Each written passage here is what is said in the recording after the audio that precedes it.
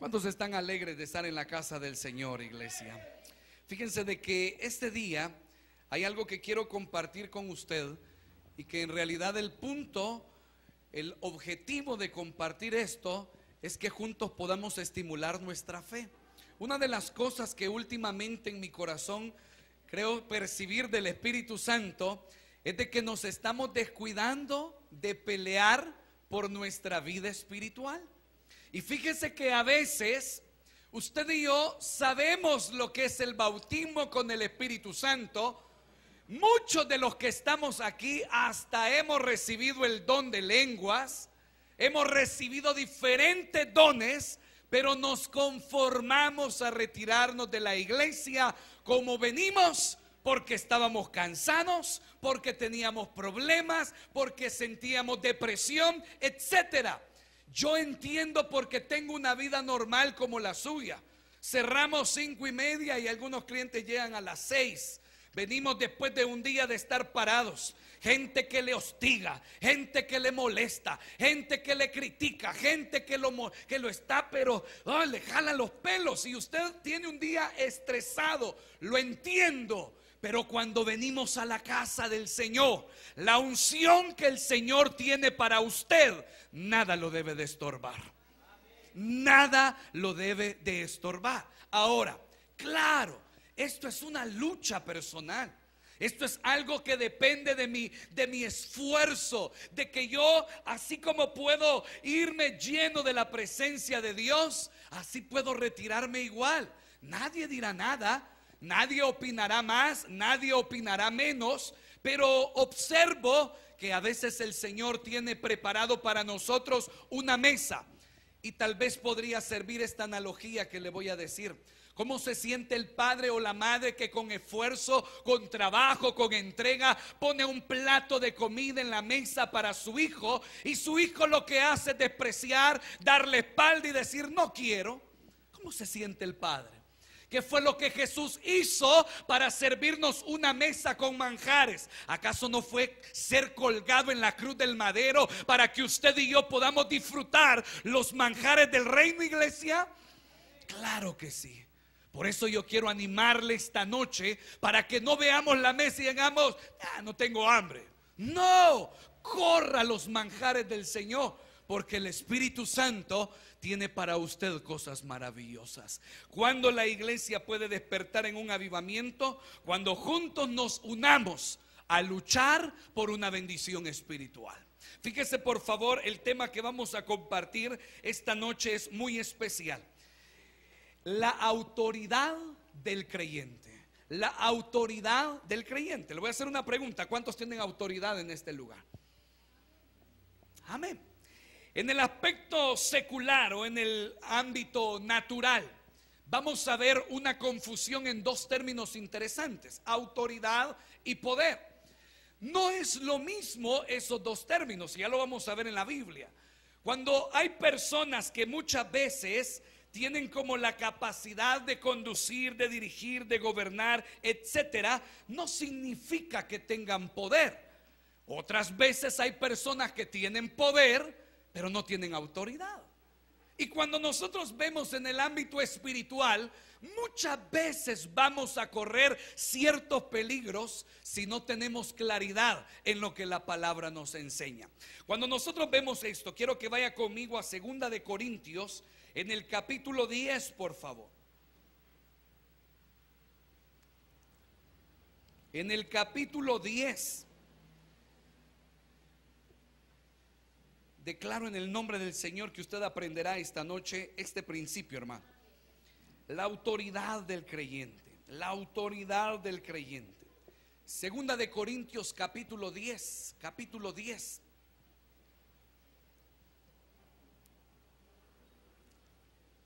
En el verso 4. Si lo tiene, dígame amén. Ayúdale a la persona que está a su lado, comparta su Biblia. Capítulo 10, en el verso 4 dice la palabra del Señor, como está escrita en el nombre del Padre, del Hijo y del Espíritu Santo. Amén. Porque las armas de nuestra milicia no son carnales, sino poderosas en Dios para la destrucción de fortalezas, derribando argumentos y toda altivez que se levanta contra el conocimiento de Dios, y llevando cautivo todo pensamiento a la obediencia, ¿cómo dice? A Cristo. Leamos el verso 4, pero ponga el sentido en esta lectura, no solo por leerlo. Verso 4 a la cuenta de 1, 2, 3. Porque las armas de nuestra milicia no son carnales, sino poderosas en Dios para la destrucción de fortalezas. Padre, queremos de todo corazón clamar porque esta palabra no sea teoría. Si ya lo sabemos, permítenos por favor, Espíritu Santo, activar, Señor, con acciones lo que ya hemos conocido. Si lo desconocíamos, por favor, ayúdanos a atesorar este principio para activar mejor nuestra fe y saber, bendito Dios, que en tu nombre somos capaces, Señor, de lograr cosas maravillosas. Padre, que lo que escuchemos sea para edificación de nuestras vidas. En el nombre de Jesús oramos, Señor. Amén, Padre. Amén. Cuando hablamos de autoridad, iglesia, quiero que por favor nos remontemos un poquitito acerca de la historia. En el jardín del Edén, el hombre fue creado por Dios. Y cuando Dios creó al hombre, vamos a encontrar de que él estaba bajo autoridad. Dios representaba la autoridad de Adán y de Eva. Y note que acá observamos algo: la pérdida de respeto a la autoridad. Para Adán y para Eva tuvieron problemas. Cuando usted y yo, iglesia, representamos este principio, vamos a entender que la autoridad que Dios tenía sobre Adán, desde el momento que Adán desobedeció o tomó la dirección contraria, es como que si le dijera: Señor, ya no quiero que tú seas mi autoridad, hoy quiero que la tenga Satanás.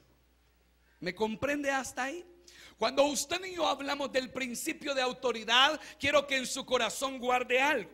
Ninguna persona que no está bajo autoridad representa alguna autoridad. Usted y yo podemos en algún momento, iglesia amada, encontrar diferentes situaciones. Cuando usted y yo vemos a Satanás, en su objetivo, él pretenderá despojarle a usted de todo lo que Dios tiene para su vida. Él pretende obstaculizar su camino, él pretende colocar los desánimos necesarios, él pretende detenerlo a toda costa. Cuando hablamos de autoridad debemos entender, iglesia amada, de que nuestro enemigo, nuestro adversario no está jugando. Por eso es que usted y yo debiéramos prestar atención a aspectos importantes como lo que el ministro de alabanza hacía hoy al principio. Él preguntaba: ¿cuánto respiran? Y algunos 2, 3, 4, 5, 8, 10, un poquito más, decían amén. Cuando usted y yo hablamos de autoridad, yo sé que todos podríamos decir, estoy hablando ahorita en un ámbito natural. Cualquiera podría decir: yo tengo autoridad. Y cuando hablamos de eso, es interesante ver que cuando hablamos de tenerla, no nos damos cuenta que a veces no la respetamos. ¿Cuántos saben de que la persona que está acá, sea lo que está haciendo, es la autoridad en ese momento dentro de la iglesia? ¿Amén? ¿Amén o no amén? Debemos estar de acuerdo. Cuando usted y yo reconocemos autoridad, entenderemos que la persona que está acá está dirigiéndonos. Y cuando la persona que nos dirige conforme a la Biblia, usted y yo debemos participar de esa dirección. Amén. El hermano preguntaba: ¿cuántos respiran en este lugar? Voy a preguntarlo yo. ¿Cuántos respiran en este lugar? Digan amén. Eso cambia. El hermano decía: ¿cuántos han venido a alabar al Señor? Y usted responde: es diferente. Cuando usted y yo empezamos a hablar de autoridad, amada iglesia, necesito que lo entendamos no desde un ámbito en donde yo puedo hacer lo que yo quiero. La autoridad no es eso. La autoridad, cuando empezamos a observar el principio bíblico en el capítulo 10, verso 4, se nos habla de armas, se nos habla de lucha, se nos habla de guerra, se nos habla de enfrentamiento. ¿Qué quiere decirnos el apóstol Pablo cuando nos menciona que tenemos armas? Nos quiere decir que nuestro adversario utilizará lo necesario para derribarnos a usted y a mí. Cuando el Señor habla a través de Pablo, Él dice, sus armas no son, ¿qué dice la Biblia? Carnales, sino que dice, iglesia, poderosas en Dios para la destrucción de fortalezas. Cuando empezamos a hablar de la autoridad del creyente, vamos a tener que ver ejemplos prácticos, como por ejemplo, nos pasa acá en la iglesia. Los diáconos dicen, por ejemplo, hermano, siéntese acá adelante. Y verdad que nos cuesta hacerle caso a los diáconos. ¿A cuánto les cuesta hacerle caso a los diáconos? Sincero. Ahora, ¿es lo correcto? Hasta con la cabeza agachadita. No, pastor.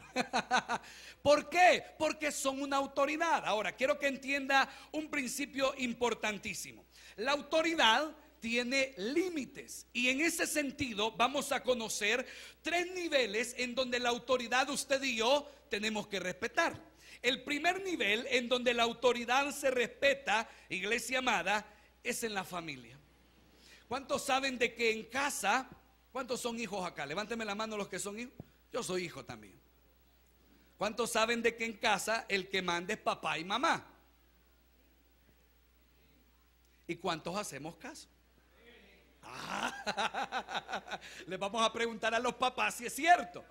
Ahora, cuando hablamos de autoridad, debemos entender, iglesia, de que hay ciertos límites. ¿Y por qué yo debo de entender los límites? Ya me iré a la parte espiritual, pero esto es importante. Cuando yo no sé respetar mis autoridades, yo tampoco estoy capacitado para ejercer una autoridad. ¿Está conmigo? Cuando yo no respeto autoridades, no estoy capacitado para ejercer una autoridad. Y acá hay que entender algo. El enemigo será muy estratégico para lanzar a nuestra mente dardos, porque Satanás ocupará como campo de batalla su mente. Y Satanás está atento a lo que usted y yo hacemos, a lo que usted y yo decimos. Y cuando queremos en el ámbito espiritual ejercitar nuestra autoridad, ¿qué le pone Satanás en su mente? Lo que usted no hizo bien. ¿Qué está diciendo Satanás? ¿No sabes caminar en autoridad? No ejerzas autoridad. Es aquí donde empieza lo que yo quiero que usted y yo entendamos. Uno de los niveles también, que también la autoridad representará algo en donde tenemos límites y hay que respetarlos, aparte de la familia, es en la iglesia. Amén. Amén. ¿Cuántos saben que en la iglesia hay autoridades? Mire, y acá hay que entender algo también. Muchos de los que manejan, o muchos de los que tal vez tienen una vida común y han tenido que relacionarse con algún policía, a veces los policías no nos caen bien, por cómo nos tratan, por cómo nos dicen las cosas, por cómo ellos a veces quieren ofenderlo a uno. Y bueno, son medidas para que uno pues agache la cabeza, ¿verdad? O los soldados, no hay que dejar atrás los soldados porque también. Ahora, usted y yo podemos decir, a mí me cae mal ese policía, pero es autoridad delante de usted. Le puede caer mal, pero si le va a poner una multa, se la va a poner. Le voy a poner queja a tu jefe, póngale queja, se la va a poner. ¿Por qué? La autoridad tiene límites. Es como cuando yo recuerdo que mi mamá me decía, hablando siempre de la familia, cuando yo le respondía, mi mamá decía 2 palabras, yo respondía como 20 palabras. Y yo recuerdo que decía, ni vas a sentir a dónde te van a salir volando los dientes. Usted sabe que ese tipo de advertencias son criminales, ¿verdad? Y es ahí donde usted y yo entendemos algo. La autoridad tiene un límite. A veces yo puedo querer ejercer autoridad, pero hay cosas en las que la autoridad tiene límites y donde yo debo de respetar esa autoridad. Otra de las áreas donde la autoridad representa límite es en la sociedad. Y es aquí donde se ven todas las cosas de nuestro día a día. En las escuelas hay autoridades. En las universidades hay autoridades. En la calle hay autoridades. La policía es autoridad, etcétera. El principio de la autoridad, usted y yo debiéramos de conocerlo. Pero ¿sabe cuál es el gran problema? No nos gusta obedecer. No nos gusta obedecer. ¿Está de acuerdo conmigo, iglesia? Y aunque no esté de acuerdo, yo recuerdo que una vez venía con respecto a esto. Qué terrible. Hay cosas que a veces usted y yo sentimos que tenemos la razón.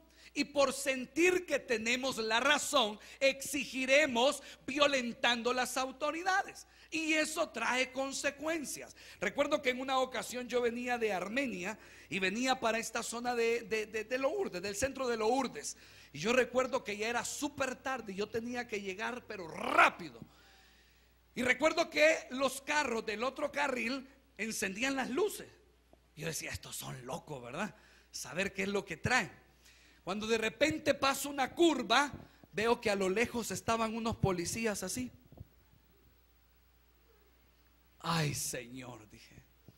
Y yo recuerdo que solamente me hizo así. ¿Y sabe qué hice? ¿Ah? Me convertí en un Fast Furious. No me detuve. ¿Sabe cuál fue mi sorpresa? Que adelante estaba un retén. ¿Y sabe qué hizo la policía? Ahoríguese, por favor. ¿Y sabe qué hicieron? Ejecutaron al doble lo que me pudieron haber puesto en la primera. ¿Cuál fue el problema? Desobediencia.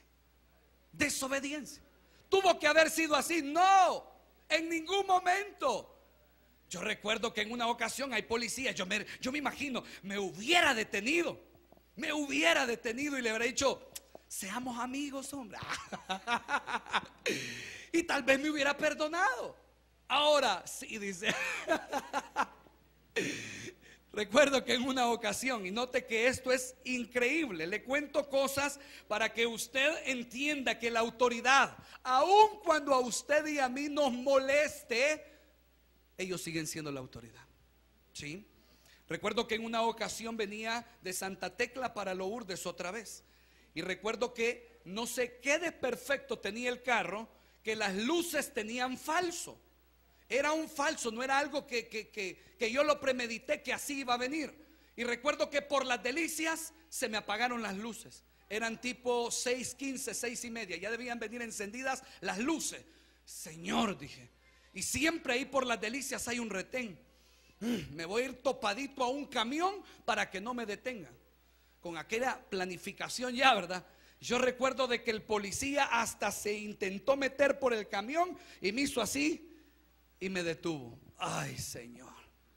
Y yo recuerdo de que empezó a decirme, mire, por esto es una multa y aquí y allá, y etcétera, etcétera, etcétera, etcétera, etcétera. Mire, perdóneme, le dije, no es mi culpa, y yo necesito llegar rápido a mi casa y esto no es problema de irresponsabilidad, un desperfecto mecánico. ¿Cómo va a llegar a Lourdes? Me dijo, si usted no lleva luces.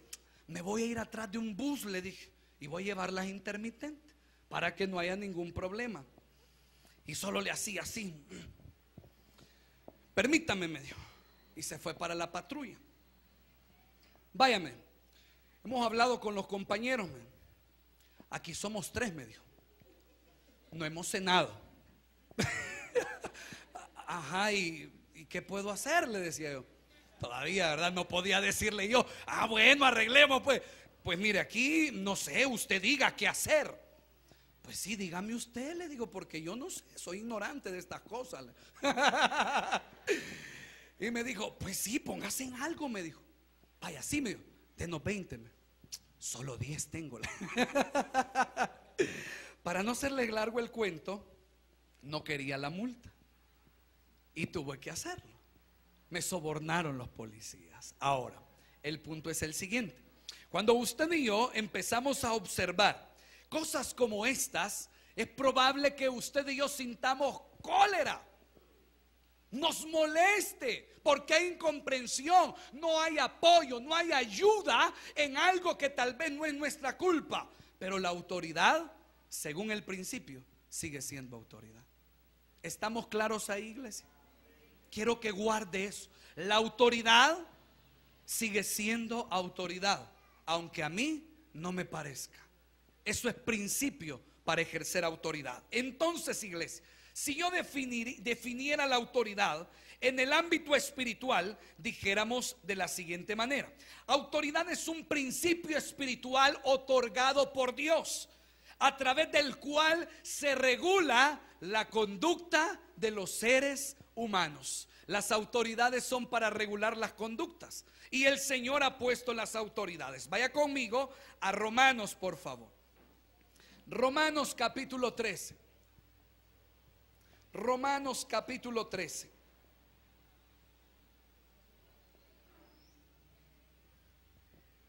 Y por favor, preste atención a este verso. Esto lo dice la Biblia, no yo. Preste atención a estas palabras. ¿Lo tiene? Romanos capítulo 3 en el verso 1 dice: sométase toda persona a las autoridades, ¿qué dice? Superiores.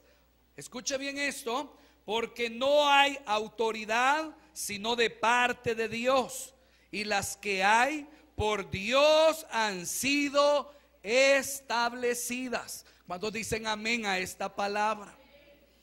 ¿Esto es cierto lo que dice la Biblia?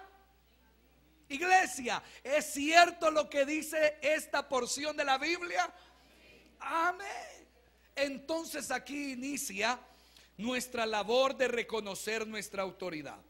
Cuando usted y yo reconocemos, iglesia, acerca de la autoridad que hemos recibido, una de las cosas que estropeará esa autoridad es la desobediencia. Usted no puede tener autoridad cuando no está bajo autoridad. Si usted no reconoce autoridad, no tiene por qué demandar autoridad. Entonces veamos cómo se alimenta este principio. Primero, la autoridad no es lo mismo que poder. Para eso necesitamos entenderlo en dos ejemplos de la Biblia. Vaya conmigo a Lucas capítulo 5 y se lo voy a demostrar. Lucas capítulo 5.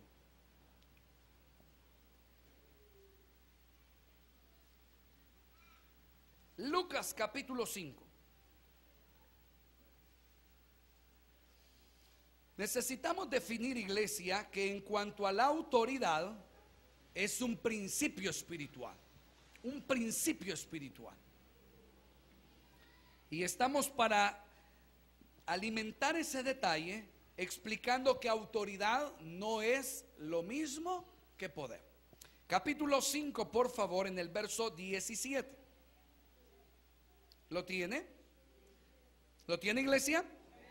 Dice: aconteció un día que él estaba enseñando y estaban sentados los fariseos y doctores de la ley, los cuales habían venido de todas las aldeas de Galilea y de Judea y Jerusalén. ¿Y cómo dice, iglesia?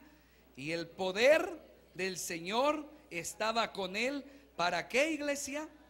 Para sanar. Y el poder del Señor estaba con él. La palabra griega que se ocupa en este verso es dunamis, hablando acerca del término poder. Pero quiero que vea otro verso, Marcos capítulo 3, atrás de Lucas. Marcos capítulo 3, en el verso 15. Jesús en la elección de los discípulos.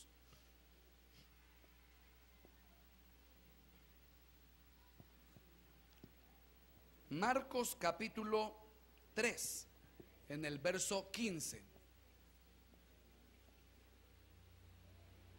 ¿Lo tiene? Verso 15 dice: y que tuviesen, ¿cómo dice, iglesia? autoridad, ¿para qué? Para sanar enfermedades y para echar fuera demonios. Una de las frustraciones, iglesia, en muchos de nosotros es cuando oramos y nada ocurre. Necesitamos entender a conciencia un detalle. Cuando hablamos de estas dos palabras, iglesia, entenderemos de que como congregación debemos prestarle atención a lo que Hechos en el capítulo 2, vaya conmigo por favor, capítulo 1, perdón, capítulo 1, capítulo 1, verso 8, muy conocido este verso. ¿Cómo dice, iglesia? Pero recibiréis, ¿cómo dice? Ahora, ya le expliqué algo. La Biblia ocupa dos palabras cuando nos referimos en este sentido a la parte de la autoridad y a la parte del poder. Cuando habla del poder de Jesucristo, en la palabra, en el texto original dirá dunamis. Pero cuando Jesús está encomendando a los discípulos, Él les entrega autoridad, ocupando la palabra exousia. Cuando hablamos de esos términos, vamos a tener que distinguir algo. Usted y yo, iglesia amada, podemos ser muy emotivos, podemos ser muy dinámicos, muy extrovertidos tal vez, pero debemos entender que el poder que necesitamos para que algunas cosas se ejecuten no está en nosotros, sino en el Señor. ¿Me está entendiendo, iglesia? Ahora, no quiero trastornar en usted algo, pero quiero colocar en usted un fundamento interesante. ¿Cómo es posible entonces, pastor, que vamos a hacer cosas mayores de las que Jesús ha hecho? Aquí hay que entender algo. La iglesia debe darse cuenta que la visitación del Espíritu Santo es necesaria para poder sobrepasar las acciones que a nosotros nos están limitando. ¿Y de qué estamos hablando? Estamos hablando de lo que la iglesia por mucho tiempo ha enseñado como el bautismo del Espíritu Santo. Probablemente el término no sea el correcto y en revisiones doctrinales nos demos cuenta del ejercicio de ese tema. Pero acá hay que aclarar algo. La iglesia en el siglo XXI se ha dormido más que aquella gente del siglo anterior, que quizás era muy ignorante, probablemente ignorante, pero tenía el poder del Espíritu Santo. Entonces, ¿qué hacemos, pastor? Aquí viene el reto. Nuestra vida espiritual es una lucha. Cuando hablamos, iglesia amada, de que tenemos autoridad, ¿para qué tenemos autoridad? Le voy a explicar algo. Tiene autoridad para que cuando usted venga a la casa del Señor y el diablo le quiera robar bendiciones, usted pelee, porque tiene autoridad por la sangre de Jesucristo para recibir unción del Señor. Pero depende de mí, porque yo puedo decir, bueno, yo estoy cansado y tengo problemas. ¿Y cuántos respiran en este lugar? Amén. ¿No han venido a alabar al Señor? Amén. Hay que pelear sobre eso.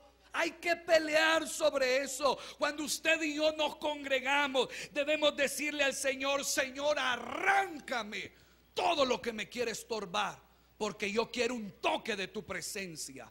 ¿Quién está ministrando? ¿Quién está tocando? ¿Quién recibió en la puerta? ¿Me sonrieron? ¿No me sonrieron? Yo quiero un toque del Espíritu Santo. Amén. Ahora, acá es donde viene un detalle muy interesante. Usted y yo, iglesia, como creyentes, debemos aprender que se nos ha sido delegada autoridad. Y en ese sentido debemos entender, iglesia amada, de que usted y yo tenemos de parte del Señor muchas promesas. Vaya conmigo a Lucas. Lucas capítulo 10.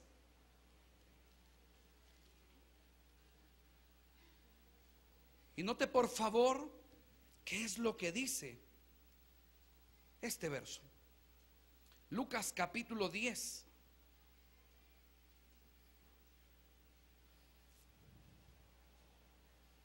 En el verso 19. ¿Lo tiene? Verso 19. Verso 19 dice, hablando Jesús: he aquí os doy potestad de hollar serpientes y escorpiones, y sobre toda fuerza, ¿de qué dice, iglesia? Del enemigo, y nada os dañará. Pero no os regocijéis de los como dice, de que los espíritus se os sujetan, sino regocijaos de que nuestros nombres están escritos, ¿en dónde, iglesia? En los cielos. Ahora, note que Cristo a los discípulos, a usted le ha entregado autoridad. ¿Y autoridad sobre qué? Sobre todo espíritu de maldad. Por eso dice la Biblia que usted no ha recibido espíritu de cobardía, sino de poder. Amén, iglesia. ¿Cuántos tienen ese Espíritu Santo que levantó de entre los muertos a Jesús? Entonces hay que pelear. Cuando hablamos, iglesia amada, de un problema, ¿qué hay que hacer? ¿Retroceder? No. Ejercite su autoridad. ¿Por qué? Porque atrás de todos esos conflictos hay huestes de maldad queriéndole detener a usted. Porque atrás de todo ese desánimo hay huestes de maldad. Porque atrás de toda esa depresión hay huestes de maldad. Porque atrás de todo problema, Satanás está interesado en detenerlo a usted. Pero es aquí donde inicia nuestra lucha. ¿Quién es usted? ¿Usted es un hijo de Dios, iglesia? Si es un hijo de Dios, ha recibido autoridad. ¿Para qué? Para que ante usted, por la sangre de Jesucristo, se someta a toda hueste de maldad. Pastor, yo no puedo dejar esto. Ejercite su autoridad. Yo siento que me cuesta, pastor. Ejercite su autoridad.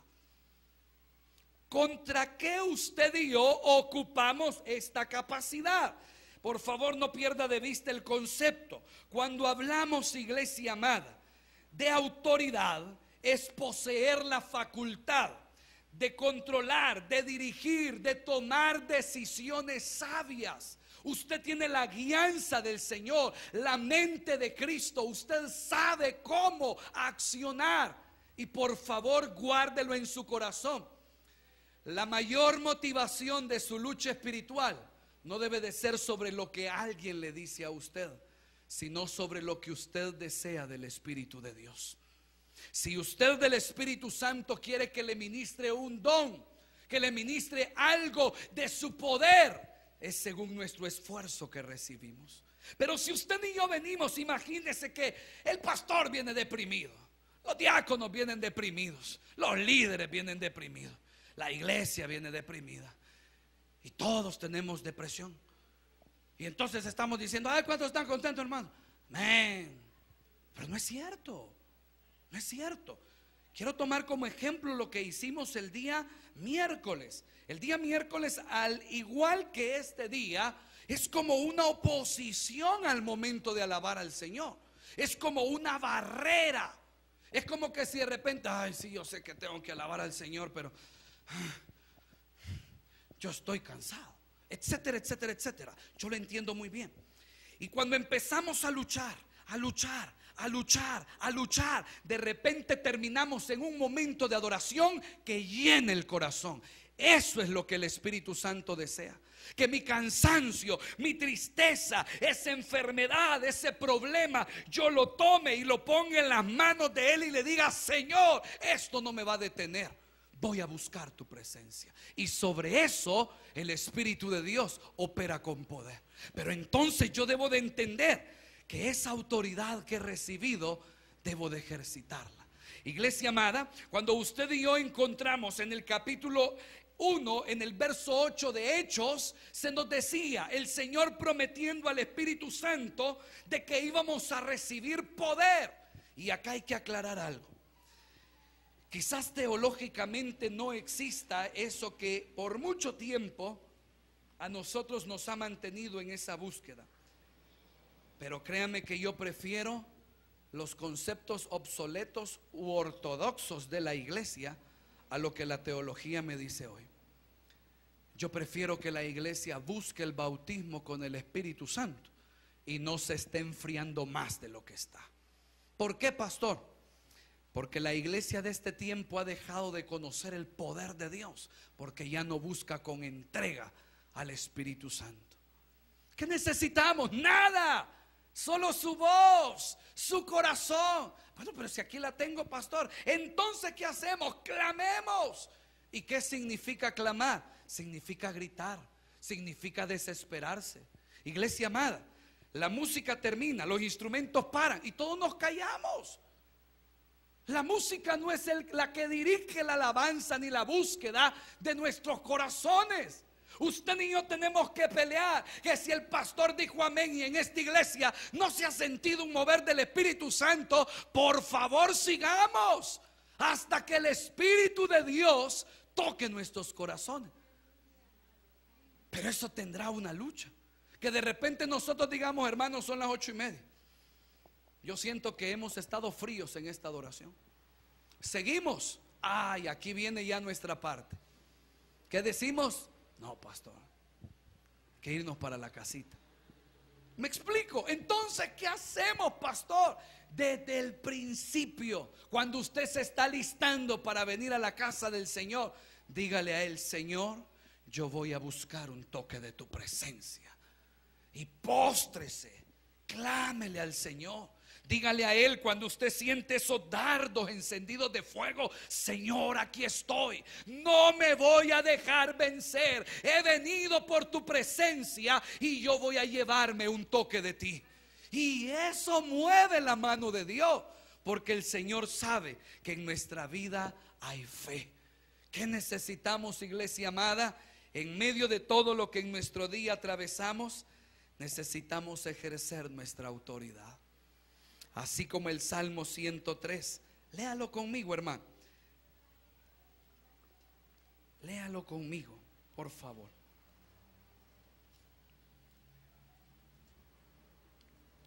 Salmo 103. En el verso 1.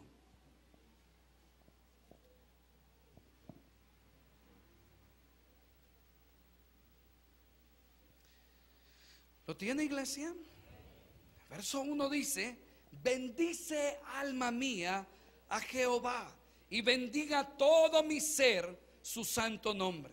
Bendice, alma mía, a Jehová, y no olvides ninguno de sus beneficios. Él es quien perdona todas tus iniquidades, el que sana todas tus dolencias, el que rescata del hoyo tu vida, el que te corona de favores y misericordias, el que sacia de bien tu boca, de modo que te rejuvenezcas como el águila. Cuando nos venimos para la casa del Señor, como el salmista, digamos: bendice, alma mía, Jehová. Pero estoy cansado. Bendice, alma mía, Jehová. Pero es que tengo problemas. Bendice, alma mía, a Jehová. Será una lucha que usted y yo debemos ganarla por la autoridad que se nos ha entregado. ¿Y sabe qué? Cuando usted y yo en los momentos difíciles nos paremos con esa autoridad, todas las huestes de maldad que a usted le están estorbando, en la presencia del Señor se van a apartar. Porque cuando el Señor se levanta, sus enemigos huyen. Y es ahí donde nuestro corazón debe de pelear. Amén, iglesia. Por favor, ponga su mirada en el Señor, porque usted no ha recibido espíritu de cobardía. Pelee por su familia, pelee por sus hijos, pelee por lo que Dios le ha dado a usted. Si hay algo que Satanás le ha robado, pelee con esa autoridad para recuperarlo, porque lo que Dios le dio a usted, se lo entregó a usted. Y Satanás ni ninguna hueste de maldad tiene arte ni parte en los regalos que Dios le ha dado a usted. Una vez más, quiero que en su corazón quede muy claro algo: ganar la victoria de todas las oposiciones satánicas que tenemos solamente requiere que nuestro corazón tenga fe para ejercitar esa autoridad. Usted tiene fe, el Señor mueve su mano. Usted tiene fe, el Señor mueve su mano. ¿Me escuchó, iglesia? Usted tiene fe, el Señor mueve su mano y Él hará. Pero asegúrese de algo, asegurémonos de algo: caminemos en obediencia delante de Dios, porque será la garantía de nuestro respaldo cuando ejercitemos autoridad. Encomiende a Jehová su camino, confíe en Él, Él hará. Denle al Señor fuertes palmas, iglesia. Él es digno. Dios es capaz